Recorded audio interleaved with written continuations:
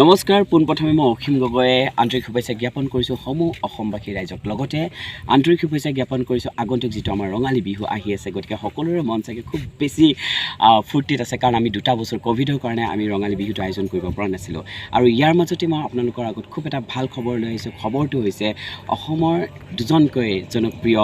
অভিনেতা বুলি ক'লেও ভুল নহ'ব কোৰিঅগ্ৰাফাৰ বুলি ক'লেও ভুল নহ'ব তেওঁলোক হৈছে ক্ষীৰোদ আৰু ৰুবুল তেওঁলোকৰ প্ৰযোজনাত 30 মিনিটৰ এটি খুব ধুনীয়া সাংস্কৃতিক অনুষ্ঠান তেওঁলোকে তৈয়াৰ কৰিছে য'ত অসমৰ বিভিন্ন ধৰণৰ লোকৰ নৃত্য থাকিব মডাৰ্ণ ডান্স থাকিব গতিকে যিসকল কমিটিয়ে আজিও বিচাৰে তেওঁলোকক অনুৰোধ জনাইছোঁ যাতে এই ৰুবুল আৰু আমাৰ ক্ষীৰোদ যিটো সাংস্কৃতিক অনুষ্ঠান তেওঁলোকৰ লগত যোগাযোগ কৰিবলৈ আৰু যোগাযোগ নম্বৰটো তলত দিয়া হৈছে গতিকে অনতিপলমে যোগাযোগ কৰিব আৰু লগতে এটা ভাল খবৰ তাত অকল ৰুবুল বা আমাৰ ক্ষীৰোদ নাথাকে জনপ্ৰিয় নতুন